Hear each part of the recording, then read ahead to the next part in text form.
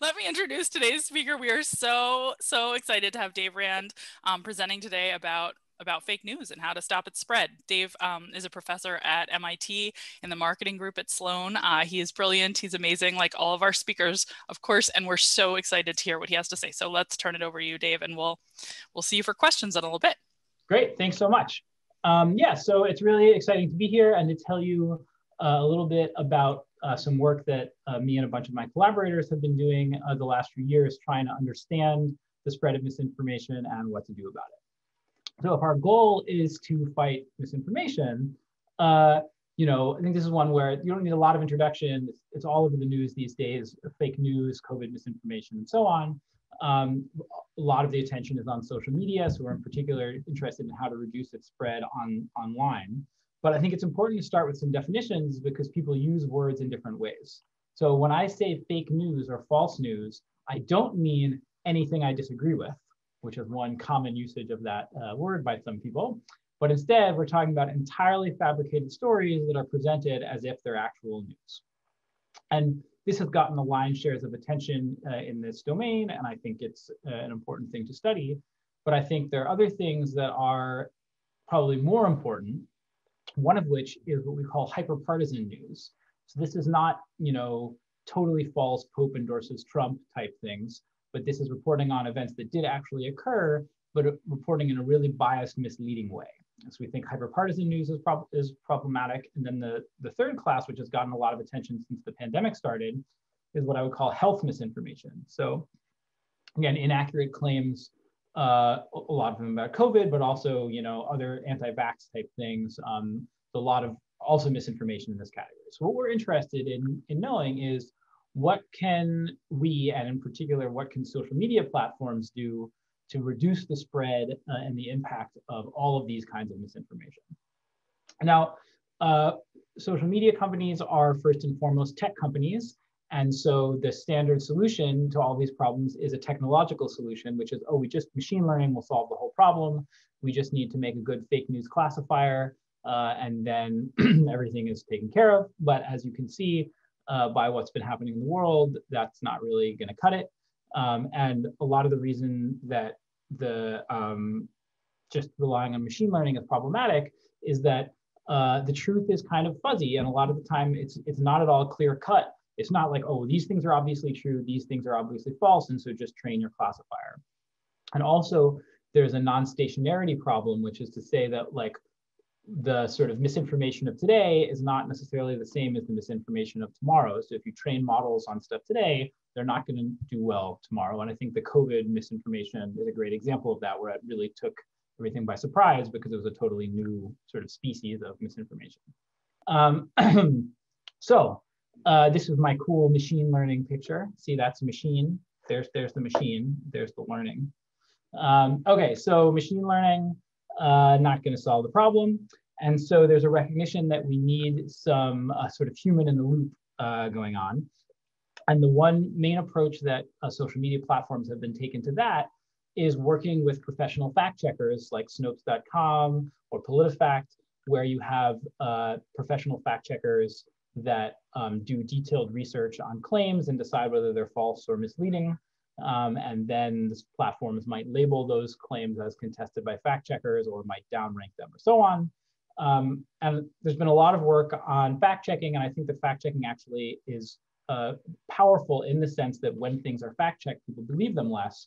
But the problem with fact checking is it just doesn't scale because it takes something like 2 to 3 days a lot of the time from when a piece of misinformation is identified to when the fact check is written. So during peak virality, it's not labeled, and also it's way more time consuming to fact check things than it is to create misinformation. And so the professional fact checkers can never keep up. And so what I'm interested in, and what I'm going to talk about for the rest of my time today, is two interrelated approaches that take a more kind of psychological and cognitive science approach to say, why is it that people share misinformation, and therefore what can we do about it? And so the place that we start is maybe the simplest possible explanation for why people are sharing misinformation is that they just can't tell what's true and what's not true. And so we wanted to know, is this just about inability to identify truth? And so we ran an experiment where we recruited about 1,000 Americans. We showed them 24 headlines, half true, half false, half right-leaning, half left-leaning. And we randomized such that half of them, when they got shown the headline, they got asked, to the best of your knowledge, is this claim accurate? So this is to assess, what they could tell truth from falsehood. And then the other half were randomized to a sharing condition, where instead of asking about accuracy, we asked whether they would consider sharing it, for example, through Facebook or Twitter. And so now what I'm going to show you is the fraction of headlines that were either rated as accurate or considered for sharing as a function of whether they were false or true, and whether they aligned with the partisan's ideology or not. And so what you see is that when you ask about accuracy, people are actually doing pretty good. On average, people rate the true headlines as much more accurate than the false headlines, and people are only slightly biased by partisanship. They rate the things that align with their ideology a bit more true than the ones that don't, but that difference is much smaller than the true-false difference. So like overall, people are doing pretty well. And so if the sharing of misinformation was just about confusion, we would expect the sharing plot to look pretty similar.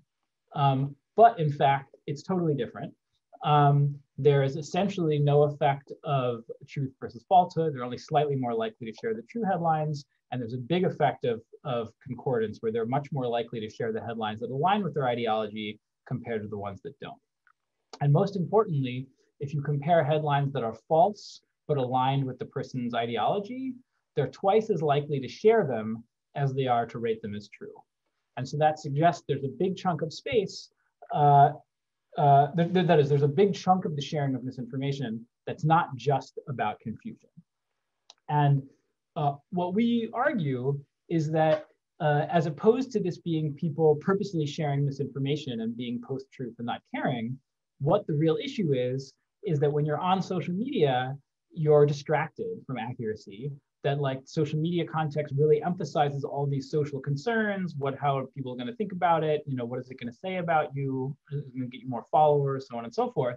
And that distracts you from thinking about, is it true or not? And so if that's the case, then we should be able to get people to be more discerning in when they share by just nudging them to think about accuracy while they're online.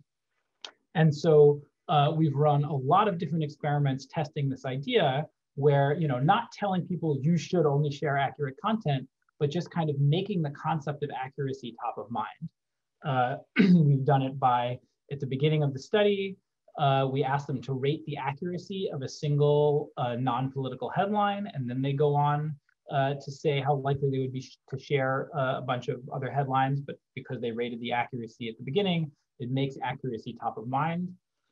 We've done it by providing really minimal digital literacy tips that like don't really teach you anything per se, but just kind of make you think, oh, I guess I should be paying attention to whether it's true or not. We've also done it by asking them at the beginning of the survey how important they think it is to only share accurate articles.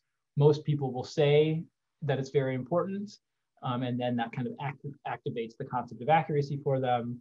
And we found that's particularly effective if you pair it with some descriptive social norm information where we say that most people think it's really important. And so across all of these different approaches for just sort of getting people to think a little bit about the concept of accuracy, we find significant increases in how discerning people are in their sharing. That is the difference in their probability of saying they would share true versus false headlines. It works for both headlines that align with your ideology and headlines that don't. It also works for COVID-19 related news, not just political news. It works for both Democrats and Republicans. And so far, we've replicated in Italy, France, Canada, and China. And we're about to do a big cross-cultural replication in a whole bunch of different countries.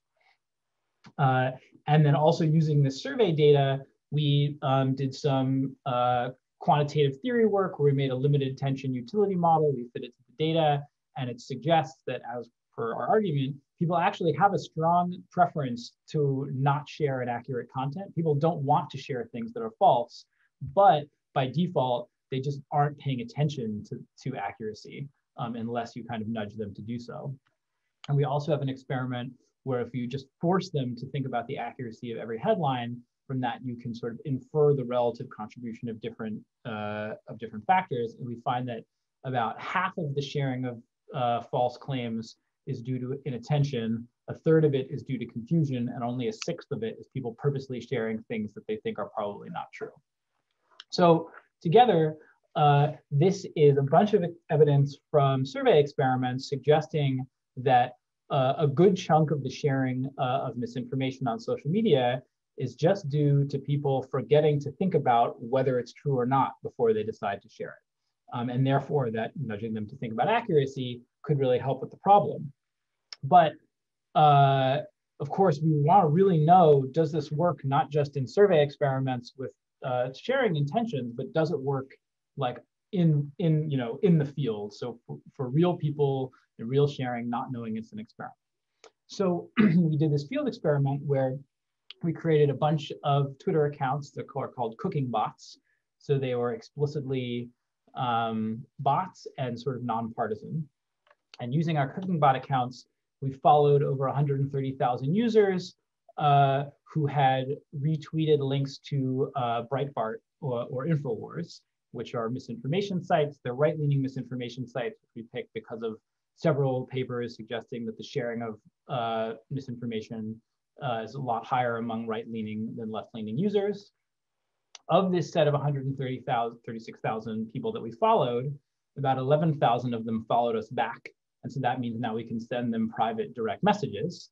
From that set of 11,000, we winnowed it down to a little more than 5,000 subjects who appeared to not be bots themselves and to have recently shared misinformation.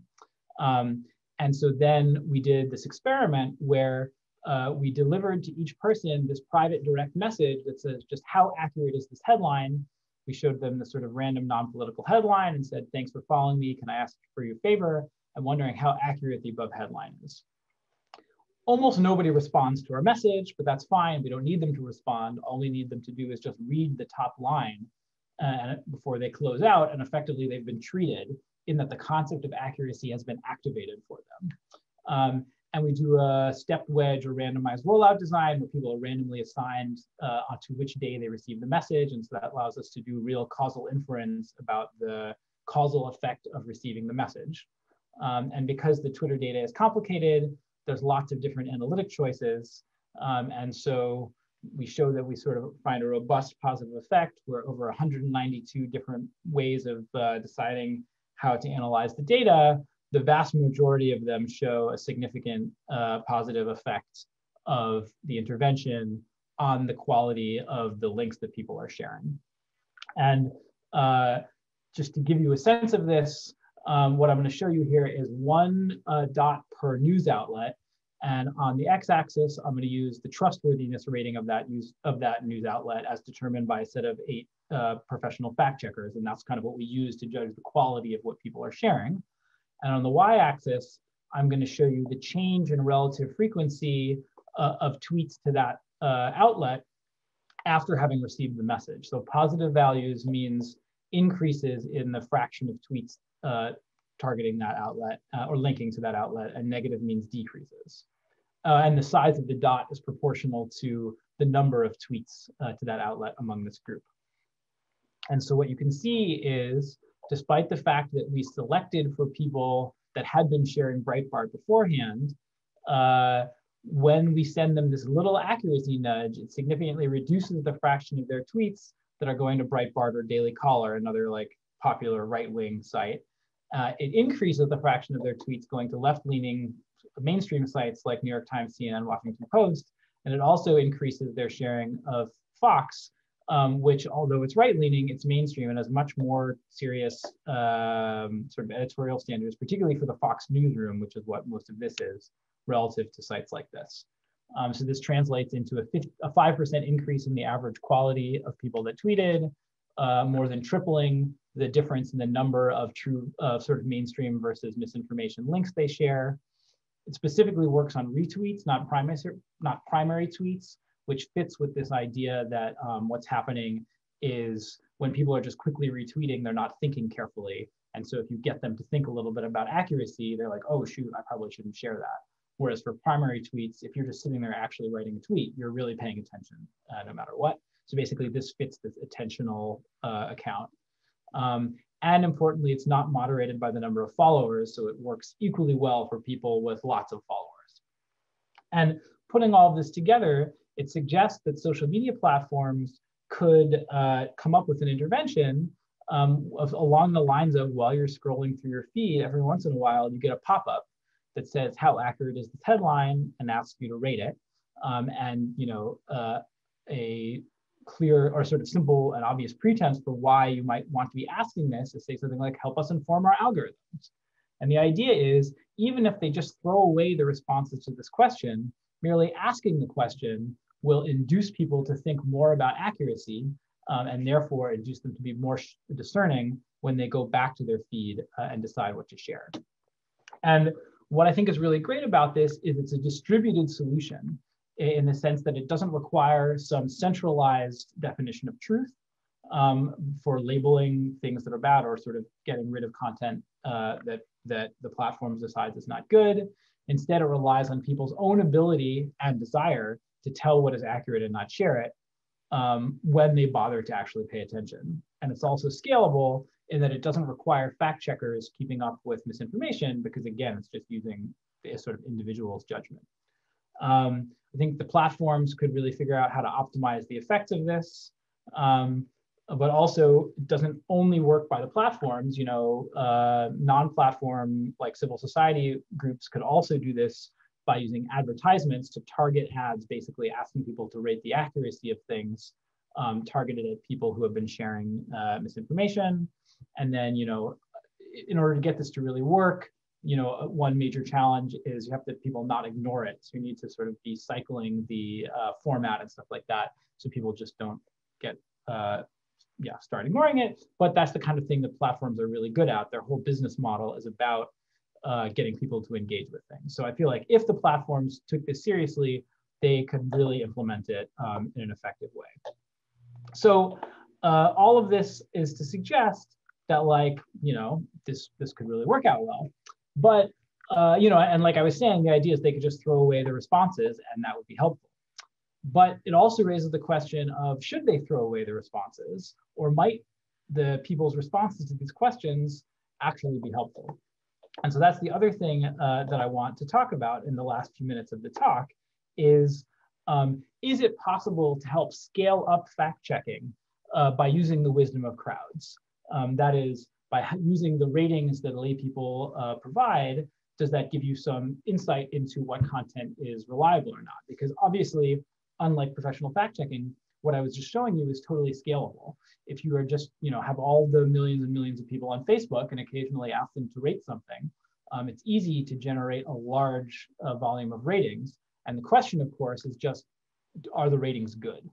That is, do they actually give you insight into what's accurate or not? And so to find out, we did this study where we partnered with Facebook in a minimal sense, which is that they shared with us a set of headlines that their internal algorithms had flagged as things they would want fact-checked. We hired 3 professional fact checkers to research each article and rate its quality. We also recruited about 1,100 Americans from Amazon Mechanical Turk, so lay people. We had them just read the headline and the lead sentence and say, how accurate do you think this is? And we sort of had measured it on 7 different dimensions of accuracy. Did it actually happen? Is it reliable, accurate, trustworthy, true, so on and so forth. And so the key result is we want to look at what is the correlation between the rating that the lay people generate from just reading the headline and the lead, and the rating that the fact checkers generate after they do detailed research. And in order to decide, is the crowd doing well or not, you need to have some benchmark to compare it to. And so we looked at the correlation amongst the 3 fact checkers, which was about 0.6, which is maybe lower than you might expect. So this is sort of how well the fact checkers agree with each other.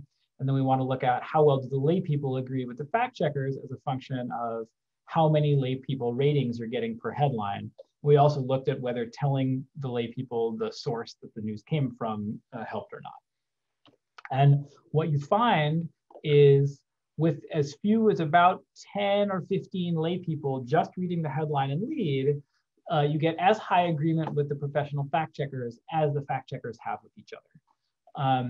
And if you separate out political versus non-political headlines, you see the lay people are doing sort of equally well for political versus non-political, but there's actually less agreement among the fact checkers for the political headlines than the non-political headlines. So for the political headlines, which maybe are the ones that you care most about, the crowd is actually getting substantially better agreement with the fact checkers than the fact checkers have with each other. And so if you put all this together, what we would argue is that just relying on machine learning and professional fact checkers is not going to be enough to solve the misinformation problem, as evidenced by the great deal of misinformation that is still doing perfectly well right now. But our data suggests that lay people are actually surprisingly good at telling the quality of information if they pay attention. And so it suggests these two solutions that can be implemented with a single intervention, which is if you make accuracy salient by asking people to rate the accuracy of random headlines, that can make them more discerning in their sharing. And it can also be a useful tool for identifying low quality information, which then the platforms can either label or probably more effectively just downrank.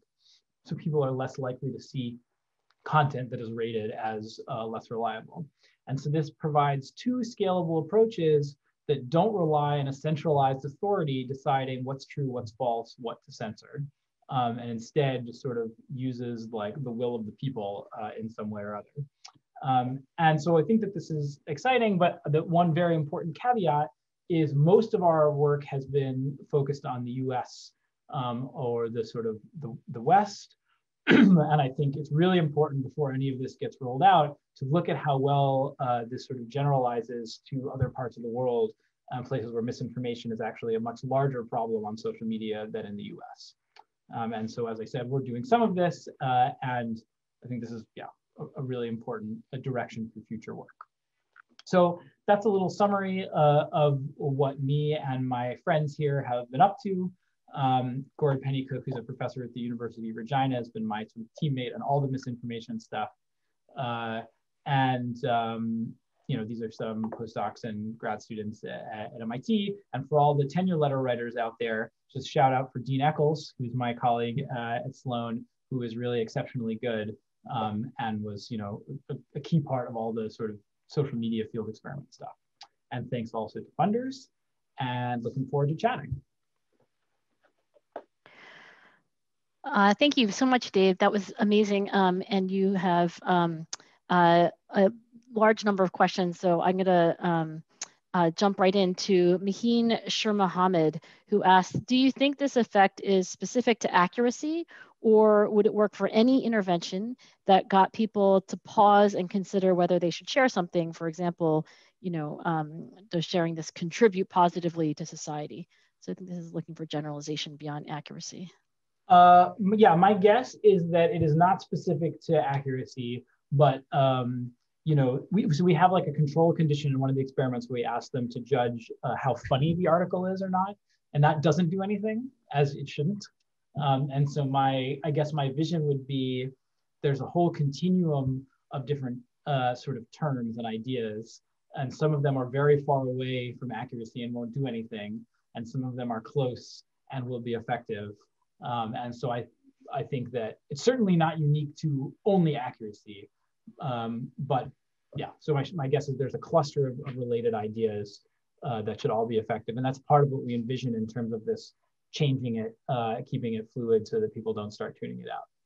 So it wasn't my question, but I think another direction that this would go in is like, if you cared about other things, like I want to get people to do just like more altruistic things or more environmentally friendly things, like you could use the same methodology, which is to ask people in this kind of like stealthy way to like rate how environmentally friendly this thing is or how pro-social this is. And then would you believe that this is like a general kind of like nudge methodology though?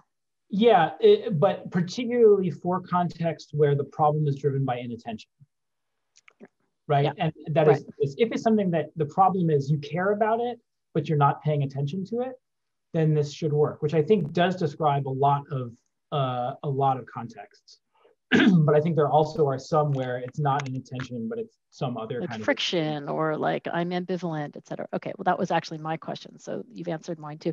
Jonah Berger asks, do you have any sense of if or how long this effect persists over time?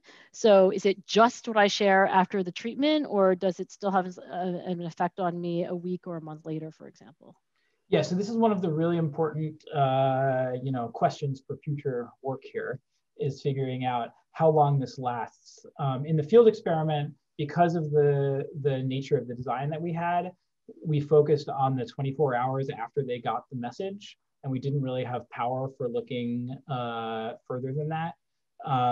My guess is that the effects are relatively short-lived because there's all this competition for attention, but that they could still have a meaningful impact, particularly because the network, there are like these network effects, where if you get one person to not share a thing, that means all of their followers don't even see it in the first place and don't even have the opportunity to share it. So in the paper, we do some agent-based simulations and show how, depending on the network structure, you can potentially get like really substantial multipliers on the impact.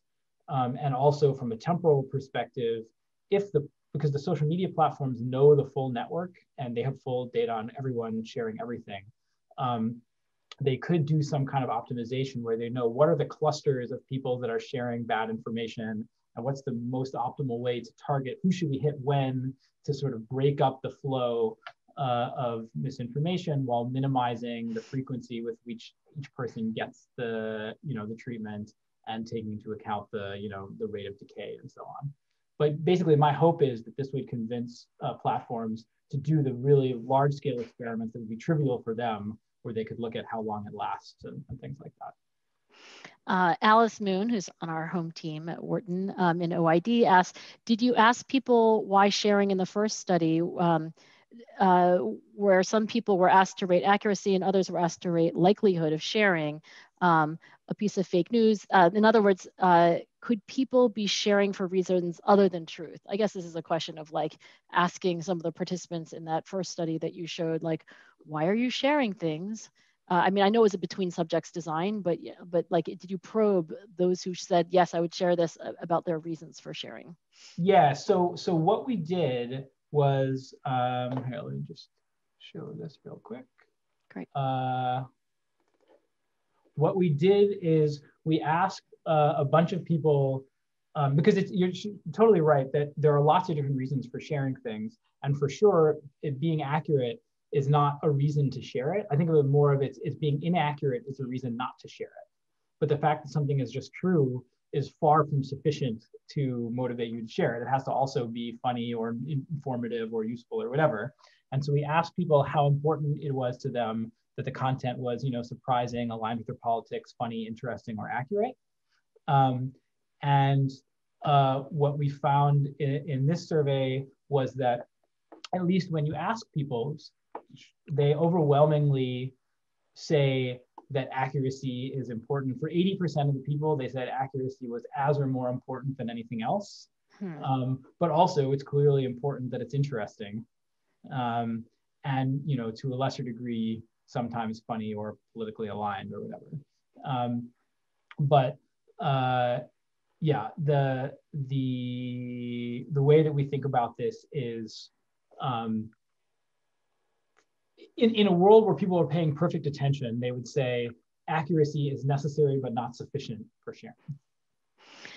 Emily Falk asks, how have platforms responded to you when you share this finding with them? Have they been enthusiastic or open, or do they view this more as something other people should do, like your suggestion with ads, et cetera?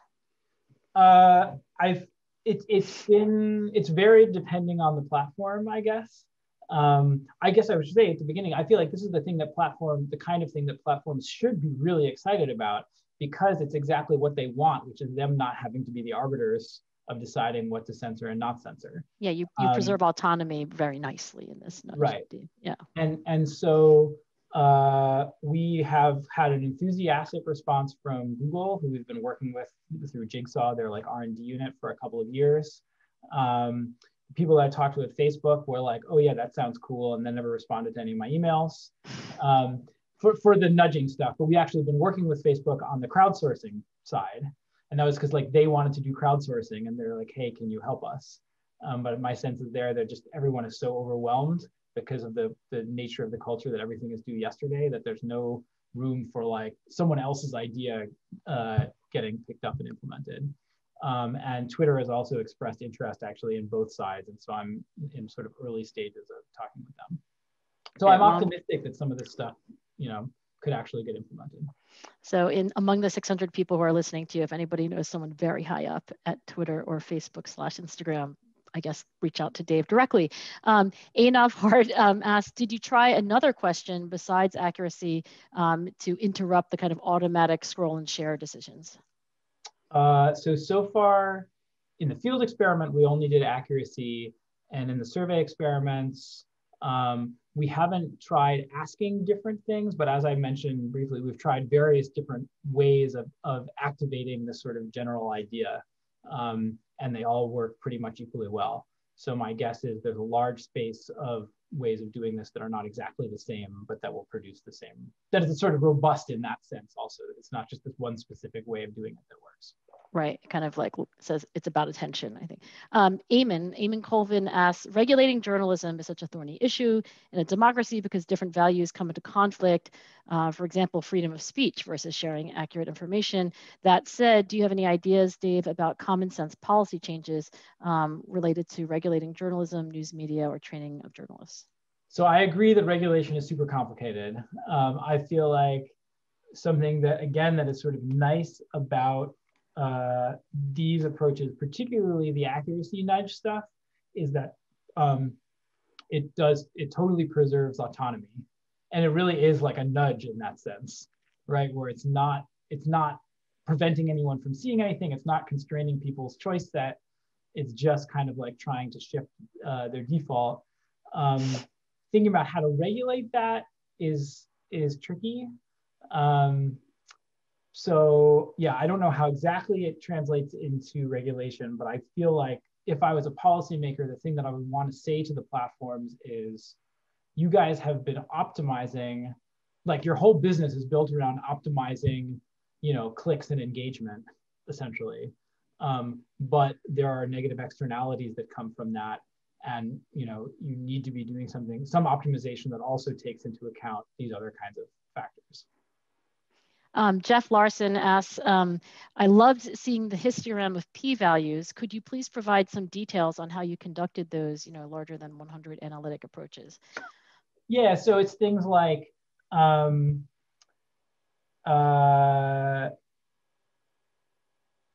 we pull all so basically the way the experiment or the analysis works is we ran the experiment over, I don't know, say like 30 days or something like that. And so we randomize which day each person gets the message, and then we pull everyone's tweets, all of everyone's tweets from that 30-day window. And it's essentially like every day is a separate experiment where you compare the people that got the message on that day to all of the people that haven't gotten treated yet. It's called like a stepped wedge design. And so then you can make decisions about the model, like do you include date dummies or not? Do you post-stratify on date or not? Are you using p-values just using the regression, or are you doing for share and randomization inference to get exact p-values? And then also questions of like, are you looking at retweets only or at all tweets? Are you like including opinion articles? Are you trying to exclude opinion? There was one day where Twitter they like shut down the API for a day. And so like a bunch of our tweets that does not relate it to us. We just had bad timing with something that was going on. So like a lot of our tweets didn't get sent. And so it's like, do you include that and do an intent to treat analysis, or do you exclude that day? Basically, there's all these different analytic decisions that normally you would just kind of like make a choice about each one and then say, okay, well, there's our result.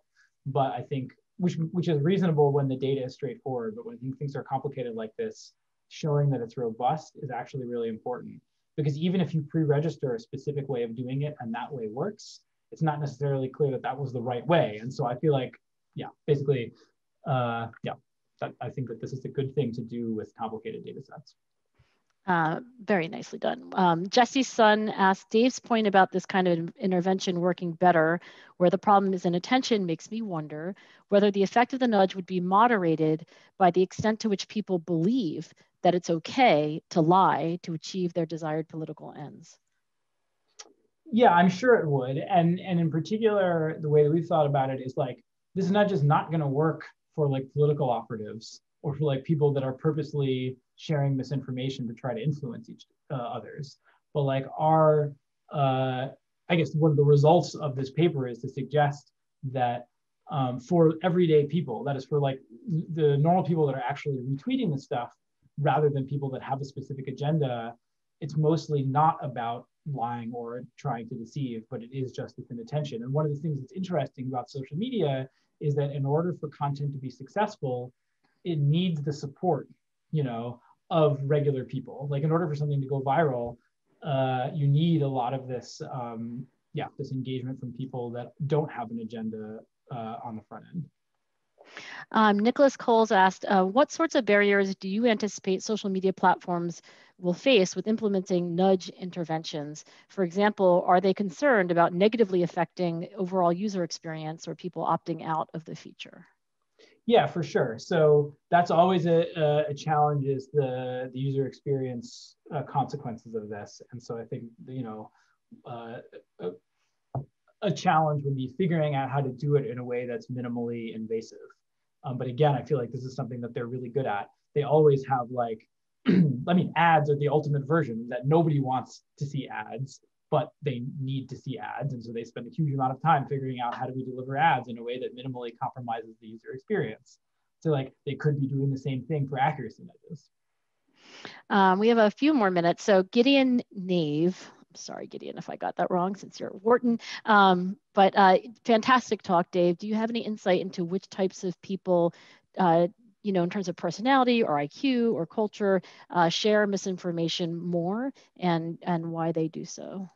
Yeah, so we have also a set of papers on the individual differences. And so one result that's been found pretty robustly is that conservatives tend to share misinformation more than liberals. And we find that even when we're looking at non-political content. So it's not just something about the type of content. And I think, the question of why, I don't really have a good answer for on that one. But the thing that we find also very consistently in our data is that people that are more reflective, that is, we use this cognitive reflection test where people answer these questions that have intuitively compelling but wrong answers, like when you're running a race and you pass the person in second place, what place are you in? And like first place comes to mind, but actually it's second place. So, and basically the more correct answers people get on that test, the less they share overall, but also the more discerning they are. So like CRT, like higher CRT scores are associated with a bigger difference between true and false, and also just like being more discerning in your sharing in general. We have that in surveys, and then also we have this paper that's about to come out in Nature Communications, where we linked up to people's actual Twitter IDs and looked at the content that they actually had shared on Twitter and saw the same sort of correlation with CRT. Okay, this might be our last question. Mark Lavoda asks, how would you think about adapting this to change the responses of people who might be observing inaccurate information instead of targeting efforts to influence content posting or sharing? I guess this is about, yeah. Yeah, like getting you to think about what you see while you're on platform. I mean, I guess that the hope would be that the same intervention, that if what you're doing is while people are scrolling through their newsfeed, occasionally putting in a card that says something about accuracy in one form or another, that will not only make you think before you share, but just in general make you more likely to be thinking about accuracy while you're going through your feed. Yeah. Yeah. We have a paper that shows that just getting people to slow down and think reduces belief in false news and not true news. And so hopefully this would do, have a similar effect. Okay, well, Dave, thank you so much. Slowing down and thinking is a very good idea for all of us, whatever side of the political spectrum you are.